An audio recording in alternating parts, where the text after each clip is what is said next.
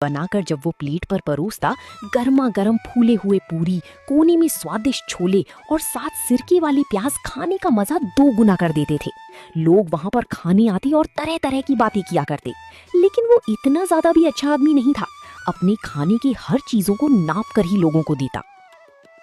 भाई आज पूरी थोड़ी छोटी लग रही है, थोड़ा और बड़ा करना अगली बार। अरे जल्दी जल्दी में बनाया हूं ना, मेरी पत्नी गांव गई हुई है, इसीलिए मुझे थोड़ा छोटा हो गया है। उमेश भले ही स्वाद का राजा था, वो बहुत अच्छा पूरी और छोले बनाता था, लेकिन वो भी बड़ा कंजूस था। उमेश के पीछे था उसी गांव के प्रधान भूपेंद्र का हाथ, जिसके दम पर ही इतना उछलता था। उमेश कोई और नहीं, प्रधान का साला था। दोनों ने मिलकर गांव के बहुत सारे जमीनों को हथियाया था और गांव वालों के सामने बड़ा अच्छा बना करते थे दोनों। पर कहानी जल्दी मोड़ लेने वाली थी। चलो भाग्यवान जो किसी की मजबूरी ना समझे, वहां हम एक पल भी नहीं रुक सकते। हाँ हाँ जाओ, तुम्हें रहने के लिए कहा किसने है? जल्दी खाली करके दो घर। जा रहा हूं सेठ जी, आपने हमारे जरूरत के समय कर्ज दिया था, उसके लिए आपका बहुत बहुत धन्यवाद।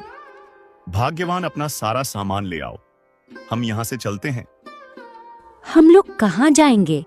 हमारे पास ना रहने के लिए घर है और ना ही कोई रिश्तेदार। इसके जैसे लालची व्यक्ति से और मैं विनती नहीं कर सकता। अगर इसके पैर भी पड़ जाऊं तो भी यह घर नहीं छोड़ने वाला। तुम देर मत करो, जो सामान है उसे ले आओ। भारी मन और थके हुए कदमों के साथ मिथिलेश का परिवार अपने घर की सीमाओं को पीछे छोड़ आया है। रास्ते अनजान हैं और मंजिल का कोई ठिकाना नहीं है। तपती धूप और लंबी राह ने मधु और रवि को निढाल कर दिया है। और इधर के भूपेंद्र जी के पास जाओ, वे इस गांव के प्रधान हैं। वो तुमको कहीं रहने का अगर ठिकाना दे तो ठीक है। ठीक है भैया, आप सब लोगों का बहुत बहुत धन्यवाद। माधव उन लोगों को धन्यवाद देकर वहां से चला जाता है। तुम ये कहना चाह रहे हो कि तुम्हारे गांव के मुखिया ने तुम्हें निकाल दिया है ना? हाँ प्रधान जी, उनके पास अपना घर गिरवी रखा था, समय पर पैसे वापस नहीं कर पाया, इसीलिए उन्होंने मेरा सब कुछ छीन लिया। अच्छा, तो तुम्हें यहाँ रहने की अनुमति चाहिए? अनुमति की क्या जरूरत, तुम किसी के घर में किराए पर रह लो। नहीं नहीं प्रधान जी, हमारे पास इतने पैसे नहीं हैं कि हम नया घर किराए पर लेकर उसमें रह सकें।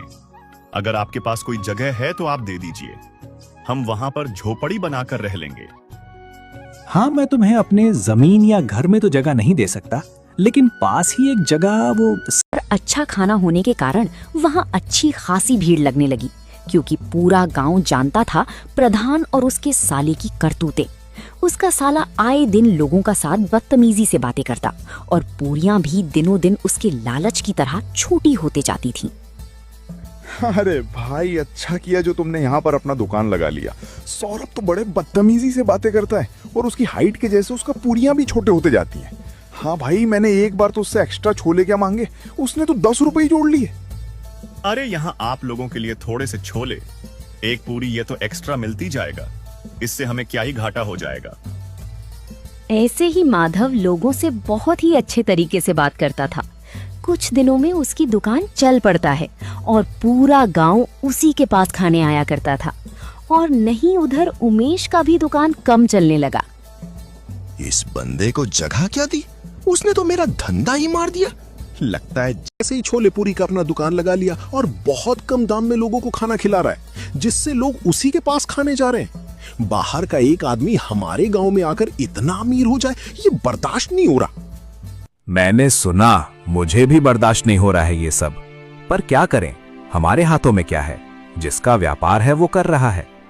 इतने सीधे मत बनो जीजाजी, उस अल्पेश की जमीन और घर तुम ही हड़पे थे, याद नहीं आपको? मुझे कुछ नहीं पता, उसको इस गांव से निकालो तुम, उसका कुछ करो वरना मैं दीदी से तुम्हारी शिकायत कर दूंगा। अरे तुम्हारे दीदी तक बात क्यों ला रहे हो, संभालता हूं ना सब कुछ। तो कल ही चलते हैं और उसको निकाल कर आएंगे। बहुत पैसे कमा लिए उसने, अब और नहीं, अब और उसका खेल खत्म होगा। इधर माधव अपने दुकान पर ग्राहकों को संभाल रहा था। लोग बड़े चाव से छोले पूरी खा रहे थे। बेटा, मुझे कुछ खाने के लिए दे सकते हो? और मेरे पास पैसे नहीं है। अरे काका, आप खाओ ना, वो आते ही होंगे। अच्छा कोई ना, वो जब तक आपको ढूंढ रहे हैं आप हमारे ये छोटे से घर में रह सकते हो।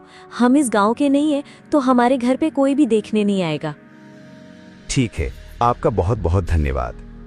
उसके बाद वो अनजान आदमी उनके घर में छिप जाता है। तभी कुछ समय बीतने के बाद प्रधान और उमेश माधव के पास आ जाते हैं।